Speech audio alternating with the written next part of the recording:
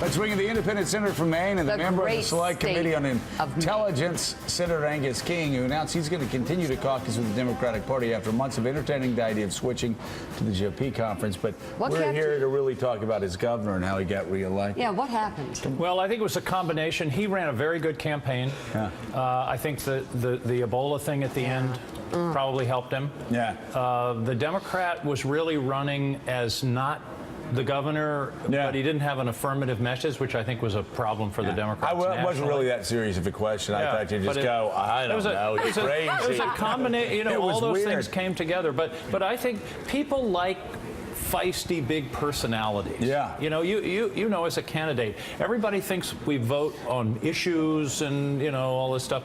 It's do you like the person and do you have the do they trust you and think you're being straight with them? And Barbara Bush ran the most sensational political ad I've ever seen at the end of the campaign. Yeah. Barbara Bush looked into the camera and said, "Yeah, the governor's blunt, like me."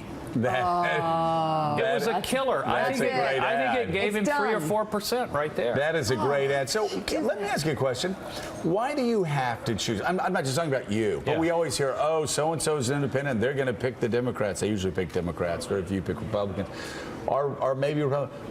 Why do you have to pick a side? Like, why can't you just say, you know what, I'm going to be with Republicans when I want to be with Republicans and Democrats when I want to be with Democrats? Isn't that part of being Well, and in effect, that's what you do. Is that naive? You have to choose because that's how you get your committee assignments. That's how the Senate works. I did research on, can I just, you know, put my chair in the middle of the aisle? Wayne Morse tried that about 40 years ago, and it didn't work. Didn't work well, huh? But people misunderstand. Caucusing isn't joining a party. It's who you have lunch with on Tuesdays. And it's who gives you your committee assignment. Why can't you? Because but then you vote how you want, which is what I do. We've heard a lot of good people here that are Republicans, a lot of good Democratic senators here who, you know, they go in their corners.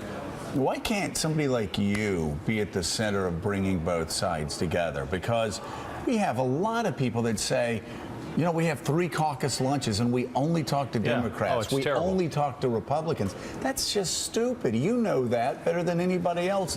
That both sides, that's how they do it in Maine. Both sides have to talk. That's the biggest problem. And there is a group, and I'm part of it, there's a group of 10 or 12, both sides, who are sick of this and are saying, for example, let's have joint caucuses every 2 or 3 weeks, where we do sit down and talk to each other, because now it's, you know, everybody goes to their opposite corners. It's like middle school pep rally. Do you think that might change? Mitch McConnell, you know, he's making all the right noises. He's making all the right noises. And we've kind of been tough on Mitch McConnell, said we wouldn't want to have a drink with him either. The day after, though, the victory, when he could have gloated, he seemed to be really humble and struck the right tone. I've talked to Republicans privately. They say that he's telling them privately he's going to open the Senate up. He's going to have amendments. He's going to have votes.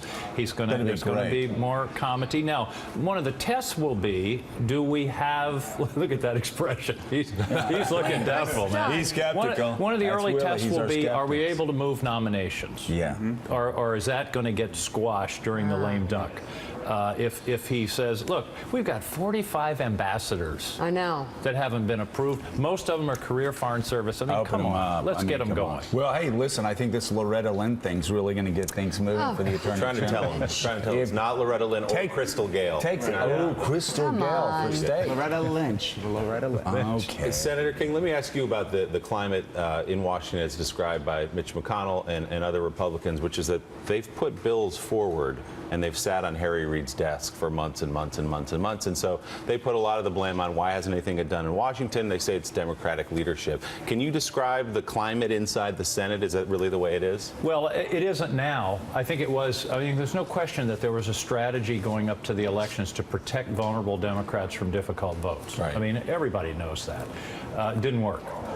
In retrospect, maybe it would have been better to let them vote, let things happen, let the president take some heat, veto some bills, instead of having the Senate be the stopper, if you will. On the other hand, immigration is a major piece of legislation that's sitting on John Boehner's desk. Right, that's right. So, you know, it works both ways. And I'm hoping, I think there's a possibility, Joe, that we're going to have enough sort of moderates, if you will. I don't like to use that word. Nobody wants to be labeled a moderate, but centrists, where we could have a significant influence by having enough votes sort of going both ways.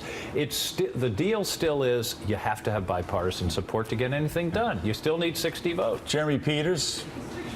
Morning, Senator. I wanted to ask you about the generational. Yeah, hi, over here. Yeah.